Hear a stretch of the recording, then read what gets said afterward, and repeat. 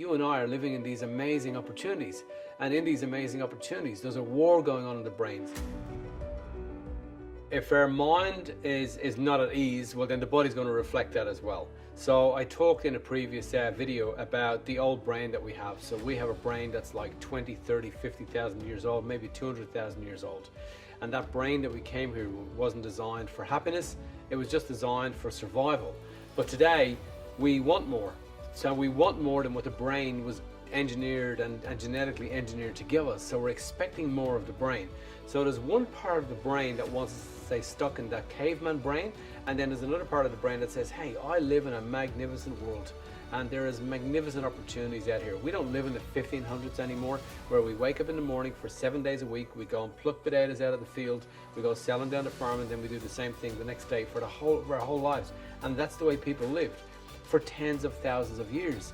Now you and I are living in these amazing opportunities, and in these amazing opportunities there's a war going on in the brain. So the brain goes out of ease with itself, so therefore the body is going to reflect that. So the brain is sending the body this rush of different chemicals, and the body then is responding to that, and the body goes out of ease because the brain is out of ease. So the body becomes at dis-ease with itself, and we develop and create disease. Now there are chemicals that kind of do that as well at the same time. So the body then creates roadways and pathways for these diseases and illnesses to move along. And we need to keep supporting that roadways and pathways so that the disease can keep moving along those roadways and pathways. And to do that, disease needs communication with other parts of the body so that it can spread itself around the body. Now, some of these vehicles and pathways that the brain uses are like adrenaline, cortisol is another, for example, and it produces these chemicals, and when it does, then there's a kind of a phenomenon to the creation of those chemicals that are building these roadways to allow the mind be out of ease with itself, to allow the body to be at dis-ease with itself. And those roadways of chemicals also have another subchemical that they build called FAK. FAK is a chemical that stops the destruction of disease cells. So it supports those cells. So in other words, it's like a roadway is being built, and there's a foundation that the roadway is on. And all of this is happening because our mind is out of ease. Because the mind, the brain, is living right now in an unnatural environment that it wasn't designed to live in. That story that we have, our biography becomes our biology. Well, then the body is going to reflect, as it does every single time, what's happening in the brain. So now everything is out of sync.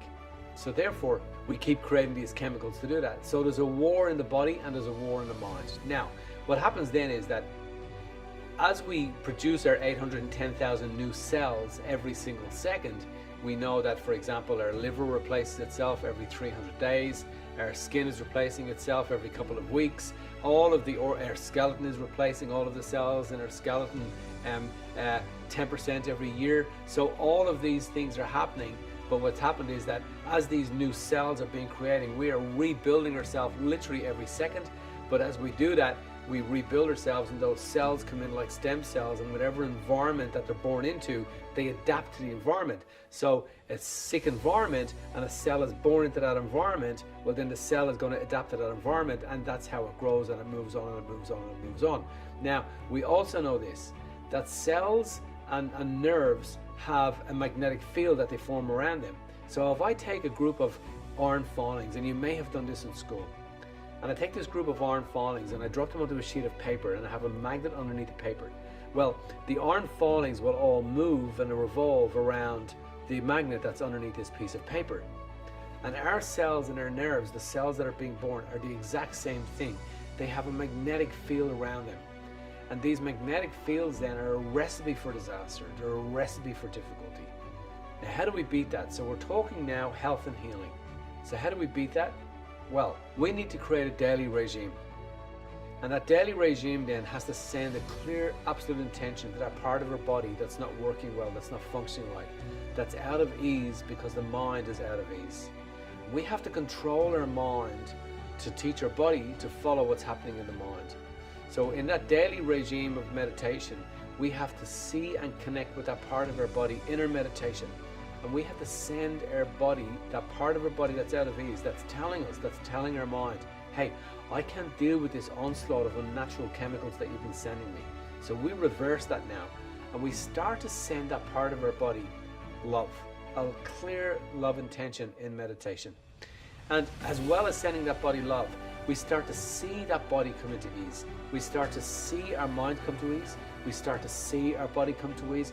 And if people that you and I are reading about right now, all across the internet, all across a plethora of books that are being written about it, if these people are getting into meditation and they're changing their mind, and the body is always responding to how the mind is adapting and changing, and those people are the people coming back saying things like, my illness is gone. Is that what we call spontaneous remission from disease? Is that how we are healing our mind to heal our bodies?